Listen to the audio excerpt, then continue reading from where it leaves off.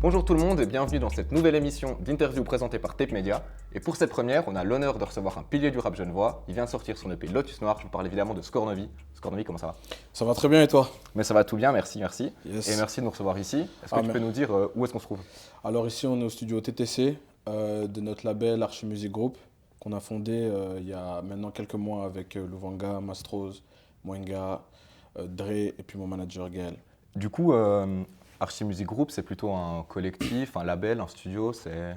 Alors je dirais plus que c'est un label, on est en vue pour ça. Donc on a monté notre entreprise afin de pouvoir aussi se professionnaliser un maximum dans le domaine et puis ça nous permettait aussi justement pour certaines démarches d'avoir une certaine crédibilité. Donc on était un peu dans le rush de le faire quoi. Mais Ouais. du coup on s'est lancé là-dedans et puis voilà quoi. On offrira peut-être bientôt nos services aussi, mais pour l'instant c'est plus basé sur chaque artiste et chaque rôle en fait. Ouais. Mhm. Du coup, il y a vraiment une volonté d'indépendance ou t'es pas plus attaché à ça? Alors oui, il y a vraiment on ressent vraiment le besoin d'être indépendant parce que le monde de la musique est un monde très très très compliqué. Et comme on s'autoproduit, je pense que c'est aussi très important de garder cette base-là en fait. Mhm. Ouais, cette fondation pour ça. Ok. Du coup, ouais, je pense que c'est assez intéressant qu'on parle de la création d'Archi Music Group parce que, si je dis pas de bêtises, ça arrive à un moment charnière de ta carrière où tu pensais peut-être justement à arrêter la musique. Ouais, absolument. En fait, en 2020, au début du Covid, j'en avais marre un peu. Je me disais que j'étais arrivé à un stade où ça menait à rien. Ça faisait genre 17 ans que je fais du son et que j'étais à fond, à fond, à fond, à fond dedans, mais que ça menait. Il n'y avait pas vraiment des résultats, en tout cas, du moins les résultats que j'attendais. Mhm. Et du coup, Louvanga m'a un peu motivé. Il m'a dit, ouais, peut-être que tu devrais avoir une autre approche, peut-être que tu devrais proposer autre chose. Et il m'a challengé en fait. Il m'a dit donc, ben voilà, viens, on essaie de taffer 5 singles. Et à partir de là, si tu vois que ça te plaît pas, ben, tu laisses tomber. Tu laisses tomber, ouais. Et 5 singles, c'est transformé en une cinquantaine de sons en quelques mois. Ouais. Donc du coup, à partir de là, on s'est dit qu'on voulait se lancer sur un album que je voulais appeler Supernova en fait, en gros. Ok, ok. Ouais. Et du coup, Supernova, c'est l'album qui viendra peut-être après C'est l'album ou qui ne tu... sortira jamais. Ça Du sortira coup. jamais? Ok, Ouais. d'accord. Sortira pas parce que en fait, comme tu l'as dit, bah, c'est à ce moment-là où en quelques mois, bah, on a su attirer l'attention de beaucoup de gens, on a commencé à démarcher des labels, leur faire écouter notre musique, de faire pas mal de voyages d'aller-retour à Paris, hein, là où tout se passe. Et, euh, et du coup, on nous a déconseillé de sortir un album, Ouais. vu que j'avais pas encore un nom assez conséquent et important dans le milieu. Et du coup, bah, ça s'est transformé en fait en Lotus. Ok. En fait, on s'est dit qu'on allait sortir en plusieurs parties. Et il y avait plein de personnes, plein de rappeurs, j'imagine, ou des chanteurs qui avaient prévu de sortir leur album qui s'appelait Supernova au même moment. Donc du coup, j'ai dit non, il fallait vraiment que je trouve un nom simple, mais qui reflète un peu l'état d'esprit dans lequel j'étais. Et puis Lotus, ça a directement matché, quoi. Ok, ok. Yes. Et du coup, Mood for Life, vous le créez à quel moment? Parce que peut-être pour le peu de gens, j'imagine, qui ne connaissent pas. C'est quand Ouais, même ouais. peut-être ton plus gros morceau, je pense qu'on peut le dire. Ouais, Mood for Life, ouais, en tout cas en termes de stream, Ouais, c'est ça. je pense que les Nordiques, ils ont grave kiffé sur le sample. Ah ouais? Ouais, parce Ok. que je pense qu'il y a un sample en fait qui doit être suédois ou norvégien. Et du coup, il a tourné de fou, sans promo, etc. Mais le projet Mood for Life que le Vanga avait mis en place, on l'avait fait en 2019. Ah, ok. Donc En fait, avant tout ça. avant tout ça. On était parti dans un chalet une semaine avec les Shougaz, Mastros, Béatrix Kido. Et de base, on devait chacun réaliser un projet. Et au final, on avait fait tellement de titres aussi et qu'on s'est dit, mais pourquoi pas unir nos forces et puis en faire quelque chose de compact mais efficace. Et du coup, ça donnait Mood for Life. Ok, ouais. Et du Yes. coup, ouais, donc à ce moment-là, disons début 2021, Ouais. ta musique, elle prend vraiment un tournant beaucoup plus mélodieux, beaucoup plus musical. À fond. Et du coup, Yes. donc c'est un virage que tu as conscientisé, que tu as fait volontairement. Ouais, non, non, alors c'était volontaire parce que déjà de base, j'ai toujours aimé les mélodies, j'ai toujours un peu chantonné à travers mes anciens projets qui étaient beaucoup plus rap. Et du coup, c'était une suite logique, on va dire en quelque sorte. Et il s'était passé pas mal de choses aussi dans ma vie qui faisaient que je ressentais plus forcément le besoin ni l'envie de rapper Et ce qui a donné après des morceaux beaucoup plus chantés, beaucoup plus mélodieux avec l'aide de Lou, de Mastros, de BA. Et du coup, ouais, c'est une suite logique. Et puis c'est quelque chose qui était propre à moi, mais qui était enfoui en moi, en fait, tu vois. Ok, ouais. Ouais. Et du coup, tu as un peu commencé à y répondre avant. Donc Ouais. maintenant, on va rentrer un peu plus en détail dans Lotus. Ouais. Mais pourquoi tu as appelé ça Lotus? Parce que c'était un peu une renaissance, autant spirituelle dans ma vie personnelle, comme autant dans la musique par rapport à ce que je proposais en termes de chant, de couleurs. C'était un peu plus groovy, on va dire en quelque sorte. Ça bougeait beaucoup plus. Alors qu'avant ça, je faisais pas vraiment des sons sur lesquels tu pouvais danser. Ou voilà. Donc du coup, c'était quand même une grosse étape de ma vie. Et ça s'est reflété, ça s'est directement transcrit dans ma musique en fait. Et Ouais. du coup, la volonté de en faire un peu une saga, justement, de sortir plusieurs volumes de Lotus, Yes. ça devient d'où? Pourquoi parce que tu vois, enfin, t'aurais pu sortir Lotus 1, puis ensuite un autre Un autre projet? avec un autre nom, quoi. Bah, ça revient à ce que je disais par rapport à l'album Supernova. En fait, c'était de venir envoyer des petites frappes en fait, à des périodes différentes, histoire que mon nom résonne un peu plus, on va dire, dans le milieu. Et de sortir un album directement, si j'avais fait un 15 titres, ça aurait été un peu plus compliqué dans le sens où 15 titres à défendre sur une petite période de temps, c'est quand même chaud. Ouais, c'est clair. C'est quand même chaud, on est dans une ère où le public n'écoute plus forcément les projets de la même façon qu'on écoutait des projets à l'époque. Et du coup, je me suis dit que même si les gens me le reprochent maintenant, ils disent que c'est frustrant de sortir des petits titres comme ça, je trouve que c'est bien parce qu'ils prennent le temps d'écouter, ils prennent le temps de vraiment comprendre d'où je viens avec tout ça. Et puis après, au final, peut-être que je rassemblerai tous les Lotus et puis que les gens pourront streamer tout d'un coup. Mais en tout cas, pour l'instant, c'était vraiment pour aller de manière crescendo. Ouais, puis ça te permet aussi d'avoir plus d'actualité. À fond. Parce que je pense pas que tu pourrais sortir un album tous les 6-3 mois comme tu le fais avec Lotus. En vrai, je pourrais, Ah ouais? en vrai, mais ça serait Grosse une perte productivité. d'argent parce que c'est beaucoup d'investissement Ouais, aussi, ouais, tu vois. bien sûr. Mais je pourrais clairement le faire. Ok, Ouais, ouais, c'est sans pas souci. l'inspi qui manque. Ah non, c'est pas l'aspect qui manque du Ok, tout. ok. Ouais. Et d'ailleurs, que ce soit dans Lotus 1 ou 2, il Ouais. y a souvent des moments où tu laisses la prod s'exprimer, se À fond. développer sans que tu poses dessus. Mhm. Et moi, j'aime beaucoup ça, je trouve que ça rend les morceaux vraiment aboutis. À fond. Mais en même temps, c'est un choix assez fort et peu commun. Exact. Est-ce que du coup, tu avais peut-être un peu peur quand même ou d'appréhension à l'idée de faire ça ou pas du tout? La question s'est pas posée. Non, pas du tout, ça s'est pas du tout posé parce que en vrai de vrai, c'est une collaboration que je fais avec Louvanga, c'est mon univers et le sien aussi. Du coup, moi je m'exprime par les paroles et puis lui il le fait par la production. Donc pour moi c'est quelque chose de très logique aussi. Et surtout que au final c'est quelque chose qui ne se fait pas. Mhm. Du moins c'est pas dans les codes actuels. On nous l'a reproché aussi d'ailleurs, donc Ouais, c'est marrant ok. qu'ils le disent. Et c'est c'est- c'est un autre rapport à la musique. Moi j'ai un autre rapport, j'aime beaucoup les émotions, j'aime beaucoup quand ça vit et que t'as des moments où c'est calme, après ça monte en intensité, tu vois, et le fait on laisse justement la prod respirer et qu'il ajoute des trucs un peu différents, ça donne un autre truc à la musique, tu vois. Tu Complètement. l'expérimentes de manière différente, je trouve. Ouais, puis ça marche aussi bien avec la couleur musicale des deux premiers Lotus. À fond. Parce que c'est vrai qu'on ne le retrouve pas dans Lotus Noir. Mais en Non. même temps, peut-être que la couleur de Lotus Noir pardon, Ouais. le laisse peut-être. Enfin, ça aurait peut-être moins de sens aussi. Je sais Ouais, pas ce que t'en penses. ouais, parce qu'après, bon, c'est du rap, je me suis dit, j'avais besoin de revenir un peu à la source et puis juste d'aller droit au but et puis voilà. Mhm. Mais j'aurais pu très bien le faire pour des morceaux beaucoup plus rap aussi. Ok. Mais peut-être ça, c'est quelque chose qu'on expérimentera pour l'album. Ok, ça marche. Ouais. Parce que ouais, du coup, donc, le 25 mars, tu as sorti Lotus Noir. Yes, Et il y a un effectivement. truc qui frappe directement avant même de l'écouter, c'est qu'il s'appelle pas Lotus 3. Ouais, Donc, ouais, ouais, tu vois ce que je veux dire. à fond. Et une fois qu'on l'écoute, on comprend complètement pourquoi. C'est vrai qu'on n'est Ouais. pas du tout dans la même couleur Ah et tout ouais. ça. On est vraiment dans un rap beaucoup plus traditionnel, À si fond. je peux dire comme ça. Ouais, ouais, clairement. Et du coup, qu'est-ce qui t'a poussé, enfin, c'était quoi ta volonté de revenir vers un rap plus classique? Euh, c'est des moods, hein, tu sais. Moi, j'ai grandi, je suis un enfant du hip-hop. Donc, du coup, quand tu grandis, t'as fait la moitié de ta carrière, genre que du rap. Et du coup, quand tu te mets à chanter, c'est cool, mais t'as une autre part de toi qui dit, bon, là, j'ai envie de, Ouais. tu vois, voir si j'ai encore le truc un peu, tu vois, au niveau de la technique, même des ambiances, etc., tu vois. Et après, quand on est parti à Paris, j'ai rencontré aussi un artiste, Tuki, qui est devenu aussi un très très bon ami. Et il avait cette vibe que je trouve qui manquait un peu dans le rap aussi et qui m'a donné aussi envie de revenir un peu dans ce truc. Et du coup, le morceau par exemple Neighborhood, ça match bien. Ouais, Il de y a fou. une bonne ambiance, les mêmes influences, les mêmes refs. Donc du coup, c'était fluide, tu vois. Parce que du coup, tu l'as rencontré par hasard à Paris?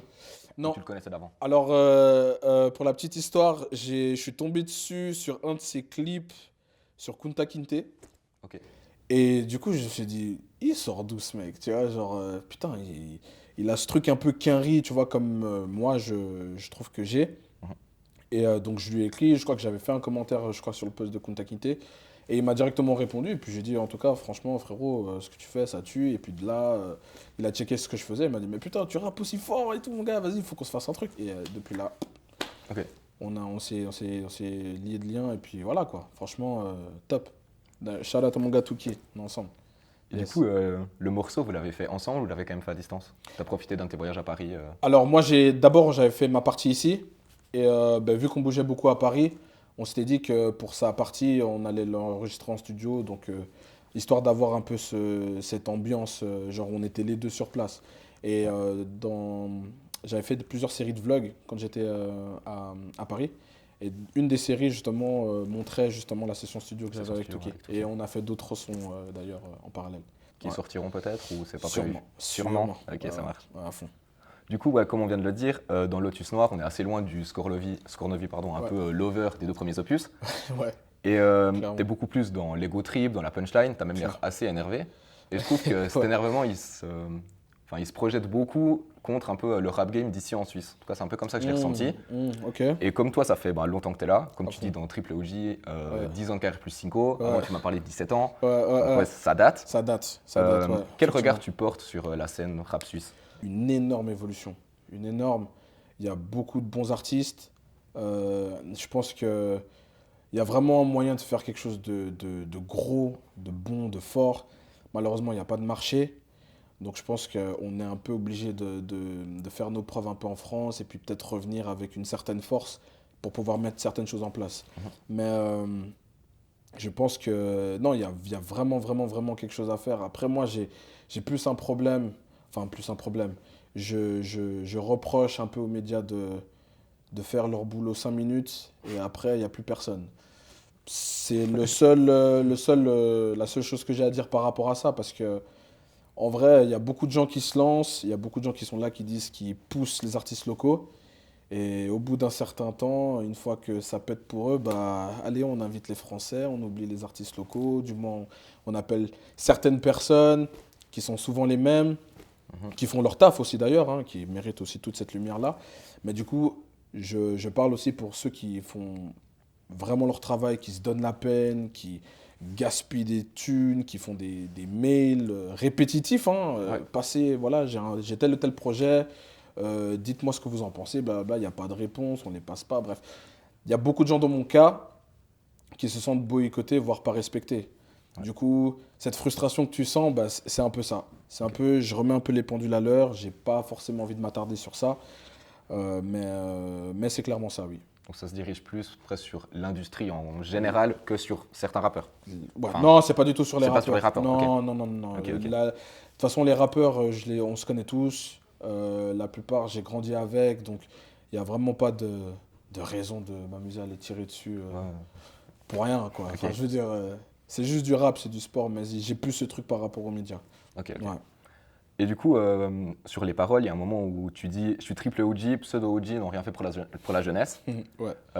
Qu'est-ce que du coup, toi, t'as fait pour la jeunesse, si je peux te demander? Ouf, bah alors très honnêtement, avant que je me lance dans cette aventure-là où ma carrière a pris quand même un tournant, j'avais une structure qui s'appelait Kinaya et puis je repérais des artistes que je trouvais qui avaient du potentiel et j'essayais de les professionnaliser dans le milieu, de faire en sorte qu'ils fassent des projets, tu sais, essayer de les motiver quand même à faire quelque chose de bien parce que j'estime que rien qu'à Genève, il y a énormément de talent et après quand tu vas un peu plus loin, Lausanne, Neuchâtel, Fribourg, il y a pas mal de gens aussi.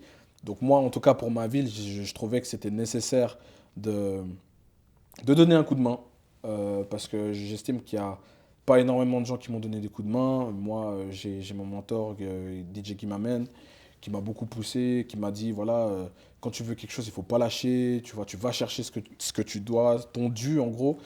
Et c'était ça en fait, je voulais donner cette envie-là, cette hargne aux plus jeunes. Et je l'ai fait quasiment tout le long de ma carrière.